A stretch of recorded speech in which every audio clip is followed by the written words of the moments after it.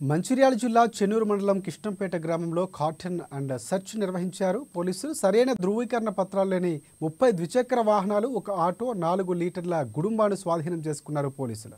గంజాయి మారక ద్రవ్యాలు నిర్మూలనలో భాగంగా డాగ్ స్క్వాడ్ సహాయంతో ప్రతి ఇంటిని క్షుణ్ణంగా తనిఖీలు చేపట్టారు. అనంతరం పట్టణ సిఐ రవీంద్ర మాట్లాడుతూ ప్రజలందరూ మాదక ద్రవ్యాలకు దూరంగా ఉండాలని, ద్విచక్ర వాహనదారులు నడిపే సమయంలో హెల్మెట్ తప్పకుండా ధరించాలని తెలిపారు. వాహనాలు నడిపే ప్రతి ఒక్కరూ సరైన ధృవీకరణ పత్రాలు ఏర్పాటు చేసుకోవాలని, ఇన్సూరెన్స్ కంపల్సరీగా ఉండాలని పేర్కొన్నారు.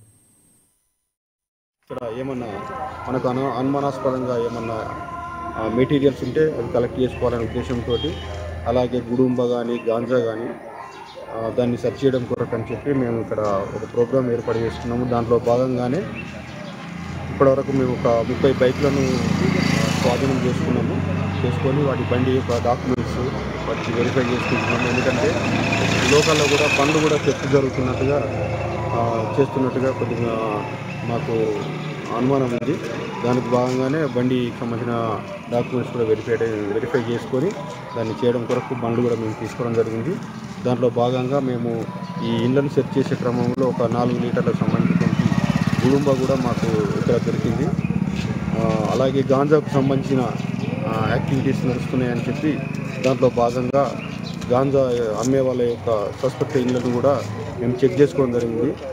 దానికి సంబంధించినటువంటి మాకు నార్కోటిక్ డాగ్ కూడా ఇక్కడికి వచ్చి చెక్ చేసుకున్నాము.